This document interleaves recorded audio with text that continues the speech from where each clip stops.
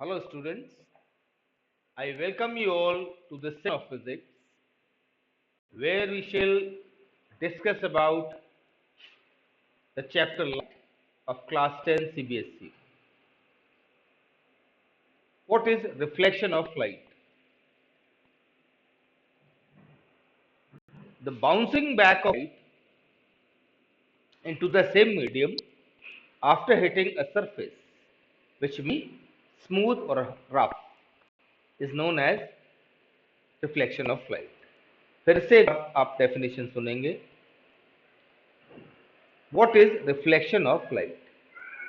The bouncing back of light into the same medium after hitting a hard surface or a smooth surface, means any surface, is known as reflection of light.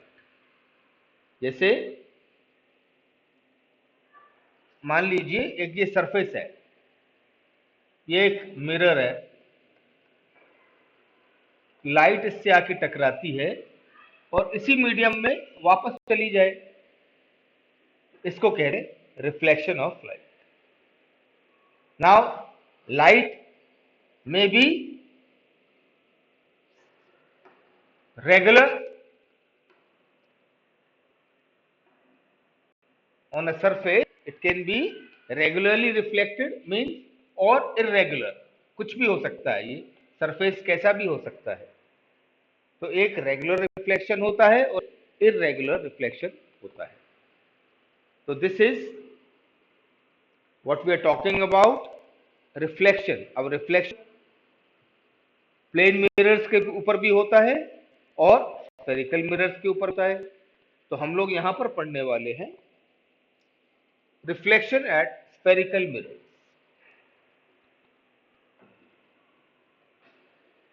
तो हम लोग क्या पढ़ेंगे अब? Spherical mirror.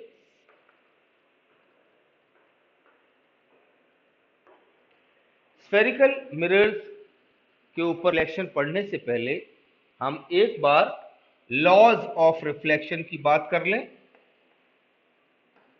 Laws of reflection.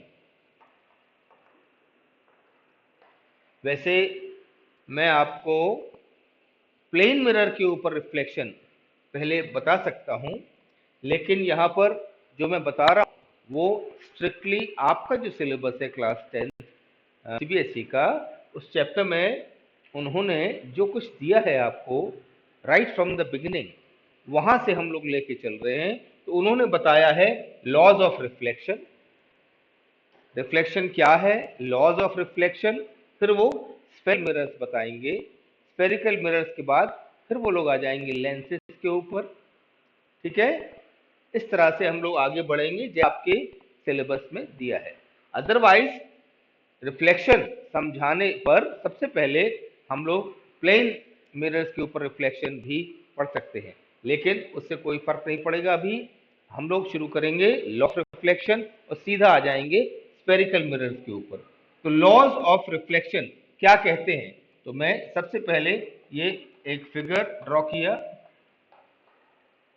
ये देख रहे हैं एक प्लेन मिरर है, ये एक रिफ्लेक्टिंग सरफेस है.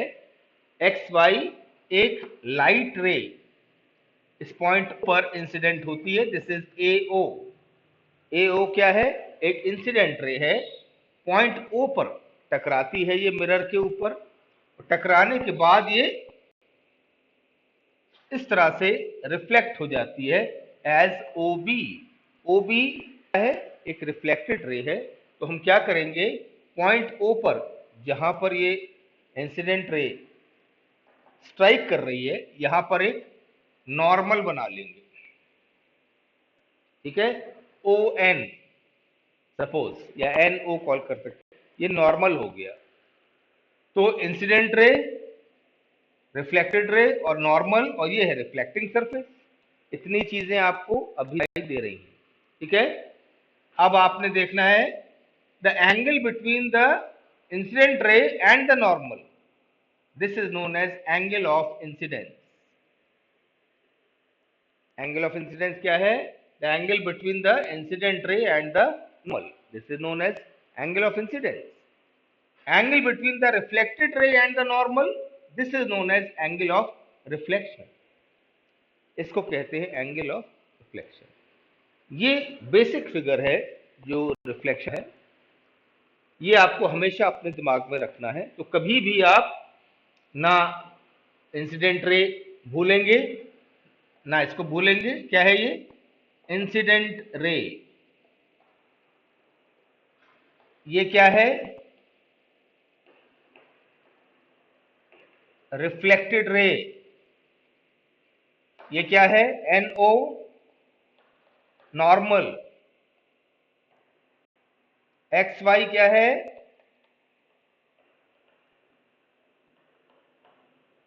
रिफ्लेक्टिंग सरफेस है ये। ठीक है?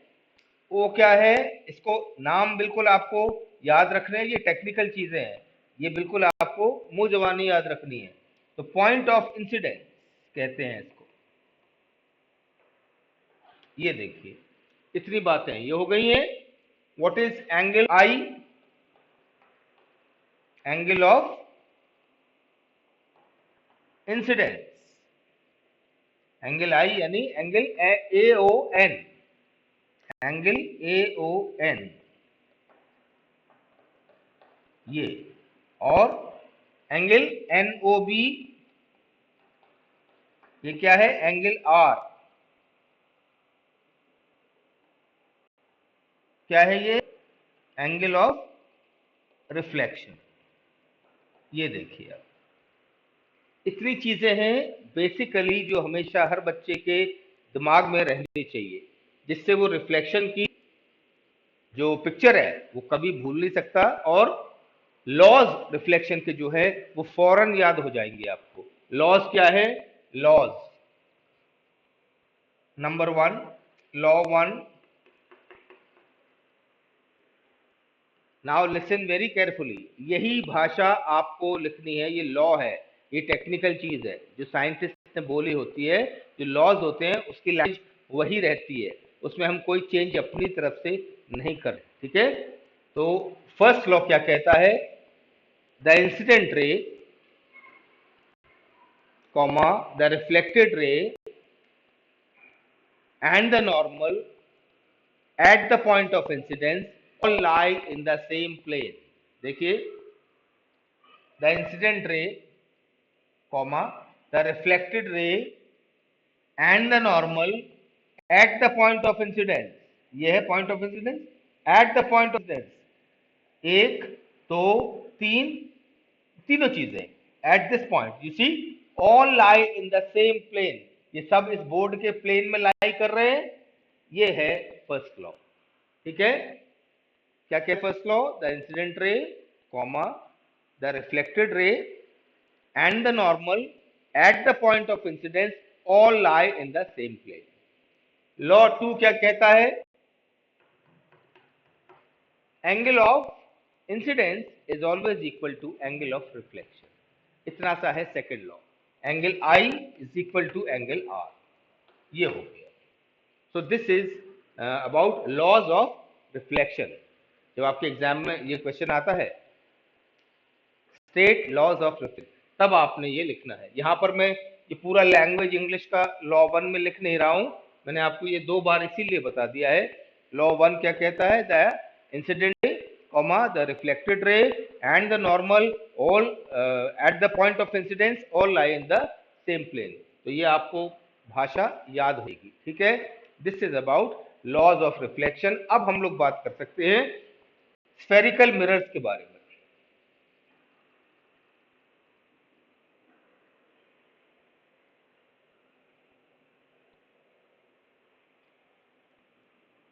ये क्या है? देखिए,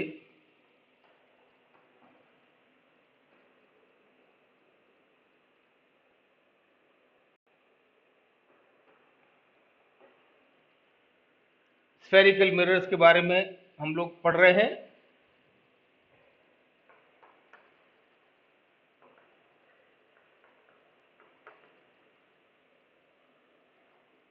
ये देखिए,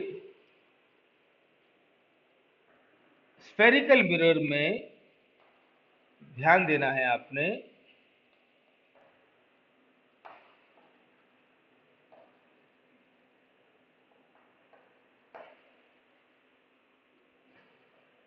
अब देखिए,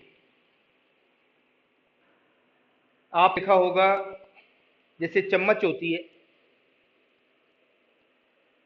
चम्मच का एक तरफ का हिस्सा अंदर वाला ये कॉनकेव शेप का होता है, ऐसे ही बाहर का हिस्सा कॉन्वेक्स शेप का होता है।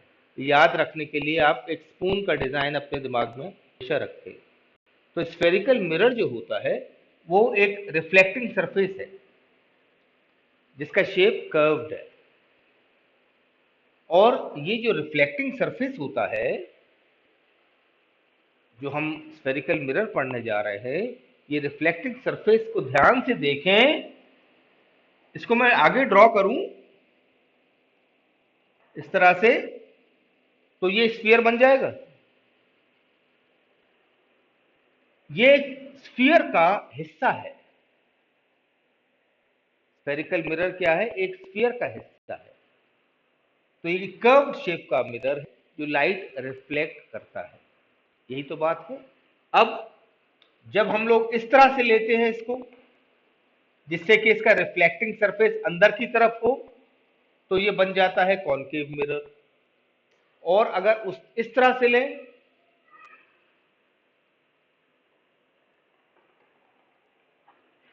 कि इसका रिफ्लेक्टिंग सरफेस बाहर की तरफ हो, ये दिख रहा है आपको, ये बाहर की तरफ रिफ्लेक्टिंग सरफेस, तो फिर कॉन्वेक्स मिरर बन जाएगा। इसका क्या है रिफ्लेक्टिंग सरफेस? ये अंदर की तरफ, तो ये कॉनकेव मिरर होता है। तो दो तरह के मिरर्स होते हैं, कॉनकेव और कॉन्वेक्स। दो तरह के spherical mirror, concave mirror, convex mirror, ये होते हैं। ये डायग्राम से, शेप से आपको समझ में आ गया होगा। अब इनके बारे में जब हम आगे पढ़ें उसके पहले हमें कुछ चीजों का जान लेना बहुत जरूरी है। जैसे जो मिरर होता है वहां पर देखें एक सेंटर पॉइंट उसका, इसको हम पोल कहते हैं, पोल, ठीक है, ऐसे ये होता है, देखें ये पोल है ना। लाइट मिरर के सेंटर में जब स्ट्राइक करती है हॉरिजॉन्टली, तो वो पॉइंट पोल कहलाता है। इस हॉरिजॉन्टल लाइन को प्रिंसिपल एक्सिस कहते हैं। क्या कहते हैं? Principal axis. ये सब बहुत इजी है, आसान है, और बहुत इंटरेस्टिंग है समझने के लिए। सब बच्चों को बहुत मजा आएगा, ठीक है। अच्छा, अब देखिए ध्यान से, एम एन ये मार्क किया हुआ है मैंने, एम एन चाहे यहां हो या यहां हो, ये एपर्चर है, इसको एपर्चर कहते हैं। ये वो पार्ट है मिरर का जिस पर लाइट टकराने वाली है। ये तो मैंने आपको डॉटेड लाइन से स्फीयर ड्रॉ करके दिखाया है, ये नहीं है प्रेजेंट आपके सामने। प्रेजेंट क्या है? ये पार्ट जिसमें सारे में लाइट टकराएगी, this part, this is the curved part, means this is known as aperture, ठीक है। तो प्रिंसिपल एक्सिस, पोल, एपर्चर, इसी के बाद फोकस होता है एक पॉइंट, एक होता है सेंटर ऑफ कर्वेचर। तो वो क्या है? आप देखें ध्यान से, ये जो स्फीयर कंप्लीट किया था, इसका सेंटर जो होता है उसको कहते हैं सेंटर ऑफ कर्वेचर। तो सी है सेंटर ऑफ कर्वेचर, और ये क्या है actually? Centre of imaginary sphere, ये उसका सेंटर है, हमेशा याद रखना, ठीक है। अब सेंटर जहां पर है और ऑप्टिकल जो पोल है, जो पोल और सी, ओ और सी के ठीक बीच में जो पॉइंट होगा वो कहते हैं फोकस, एफ। ठीक है, ये फोकस होता है। ओ से सी तक ये रेडियस ऑफ कर्वेचर हो जाएगा। R is the radius of curvature.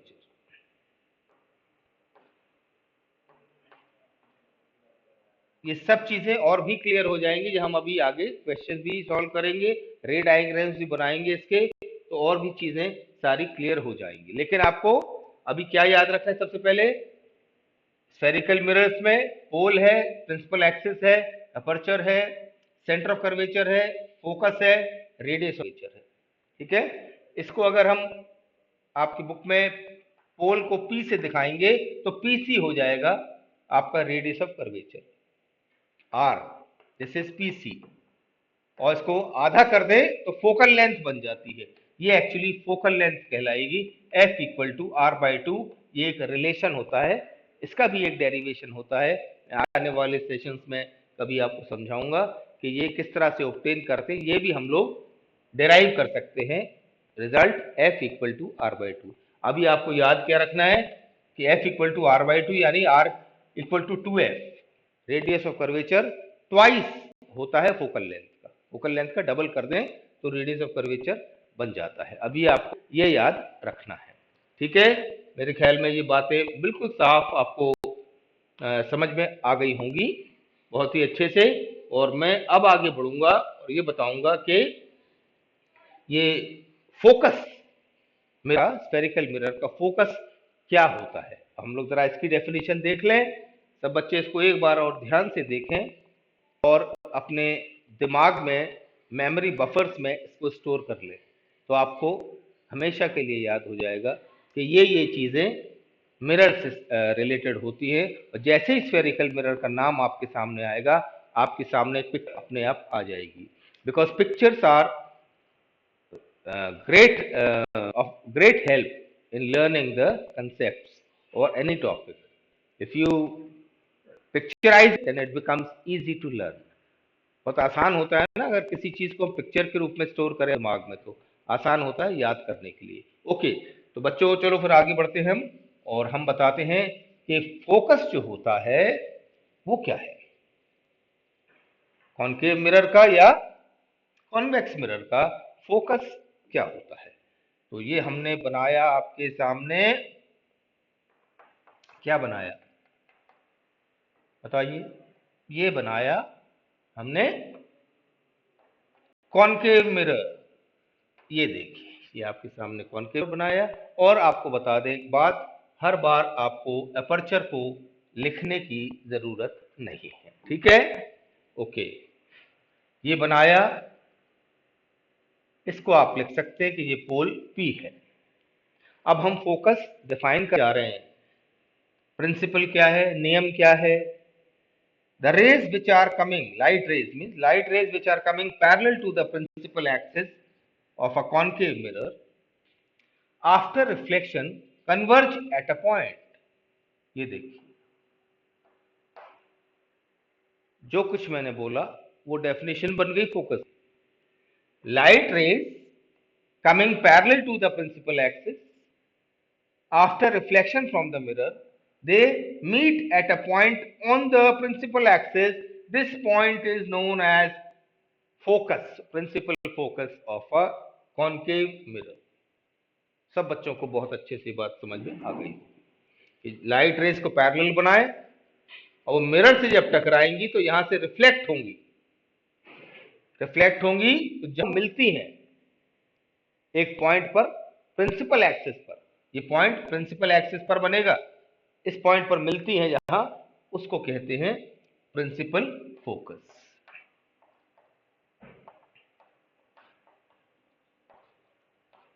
ठीक है, ये आपको याद गया होगा। डेफिनेशन आप अपनी नोट डाउन कर सकते हैं।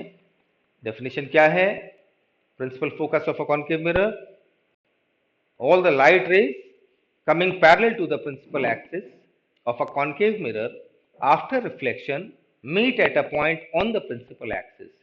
This point is known as principal focus of the concave mirror, and distance of this point from the pole, this distance is known as focal length of concave mirror. ठीक है, तो PF जो है ये focal length हो गया है, small f से आप इसको लिखेंगे।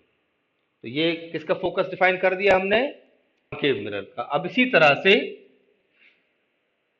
मैं लिख देता हूं यहाँ कॉन्केव और कॉन्वेक्स यहां बना दीजिए, और ये देखिए ये है कॉन्वेक्स मिरर, और ये देखिए ये आया हमारा प्रिंसिपल एक्सिस। अब ध्यान ये रखना है, आप इसको यहां पर बनाए पीछे की तरफ है ये इसका, this is the part behind the mirror. तो पीछे थोड़ा डॉटेड लाइन भी बना सकते हैं। तो लाइट रेज ये आ रही है, ये देखिए। अब ये क्या है, ये कॉन्वेक्स मिरर है, इसका रिफ्लेक्टिंग पार्ट यहाँ है, जो चमकदार पॉइंट जहाँ लाइट गिरती है, चमकदार पार्ट सिल्वर पार्ट वो यहाँ है, ठीक है ना, इस तरफ पीछे कुछ नहीं है ना। तो लाइट जब टकराएगी इससे तो रिफ्लेक्ट इसी तरफ होगी, ये टकराई तो उसी तरफ होगी, वो उधर तो जाएगी, ठीक। तो light rays which are coming parallel to the principal axis after reflection, ये देखिए ये ऐसे मुड़ी, ऐसे मुड़ी, after reflection diverge from a point, ये देखिए रिफ्लेक्शन के बाद ऐसा प्रतीत होता है कि वो पॉइंट जो कि प्रिंसिपल एक्सिस पर है उस पॉइंट से आ रही हैं, ऐसा प्रतीत है। हो नहीं रहा है ऐसा, हो क्या रहा है, हो तो ये रहा है कि यहां पर लाइट रेज आई, टकराई और ये रिफ्लेक्ट हो गई बाहर, डाइवर्ज हो गई। ऐसा लग रहा है कि वो डाइवर्ज इस पॉइंट से हो रही है। तो ये P और ये हो गया F। तो डेफिनेशन क्या बनी, light rays coming parallel to the principal axis of a convex mirror after reflection diverge from a point on the principal axis behind the mirror. This point is known as focus of a convex mirror. सब बच्चों को समझ में आ गया? एक बार फिर से बोलूं, सुन लीजिए। Light rays coming parallel to the principal axis of a convex mirror after reflection diverge from a point on the principal axis behind the mirror. This point is known as focus of the convex mirror. And this PF, this is the focal length. The distance of from this point is known as focal length.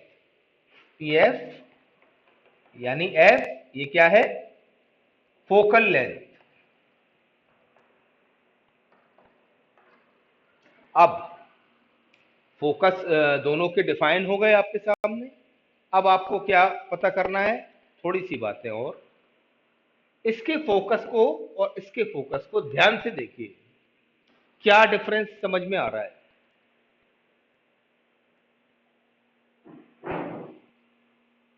क्या समझ में आ रहा है? In this case ये concave mirror है जो, इसको देखिए ध्यान से। The rays after reflection actually meet, rays अब याद रखने के लिए शॉर्टकट में ऐसे कर लेना, rays actually meet after reflection.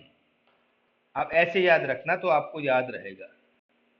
Hence focus is real, ये है अंतर सबसे बड़ा। और यहां पर क्या है, raise appear to come from F, hence focus is virtual, ये अंतर है। ये रियल और वर्चुअल में अंतर ये होता है, रियल यानी वास्तविक फोकस, जब लाइट रेज रिफ्लेक्शन के बाद वास्तविक रूप से मिलती हैं आपस में, तब बनता है फोकल पॉइंट किसका, कॉनकेव मिरर का। इसलिए ये वास्तविक फोकस है, यानी रियल फोकस। यहां पर जब ऐसा प्रतीत हो, ऐसा लगे कि ये रेज, लाइट रेज रिफ्लेक्शन के बाद यहां से आ रही हैं, लेकिन ऐसा होता नहीं है, तो इसको कहते हैं आभासी फोकस। हिंदी मीडियम की बुक्स में कहीं लिखा होता है, वो शब्द है आभासी फोकस, यानी virtual focus. So this is the main difference you can see, and secondly you can say the focus or focal point of a concave mirror lies in front of the mirror. एक अंतर ये भी, F lies in front of the mirror। यहां पर क्या है, F lies behind the mirror। इस बात को भी ध्यान देना है आपने, ठीक है। तो ये दोनों के फोकस के बारे में बात हो गई है। और अब इसके बाद हम लोग जो आएंगे वो हम लोग रे डायग्राम्स कैसे बनाने हैं। तो रे डायग्राम्स बनाने के कुछ नियम होते हैं, उसकी बात हम अगले वीडियो में करेंगे, जहां हम आपको आएंगे कौन कौन से नियम हैं, what are the rules to draw the ray diagrams for the mirror, or same type of rules are applied for drawing the ray diagrams lenses also, ठीक है। फिर हमने इसको, इसके बाद बताना है लेंस मिरर फॉर्मूला क्या है, ऐसे ही लेंस फॉर्मूला क्या होता है, इक्वेशन क्या होती है। इतनी बातें और न्यूमेरिकल्स जब हम सॉल्व कर लेंगे तब जाके ये पूरा होगा। तो स्टूडेंट्स, आज के लिए मैं समझता हूँ जितनी बातें मैंने बताई हैं ये आपको बहुत अच्छे से समझ में आ गई होंगी, and I hope you all have enjoyed this video. Myself Hargovind Singh, and I am giving this lecture in physics for class 10th on behalf of Career Vision Jhansi, and we shall be joining soon on the live classes. I hope all are following the concept with interest, and you all are enjoying it, and definitely you will enjoy in the coming time. Thank you, students. Bye.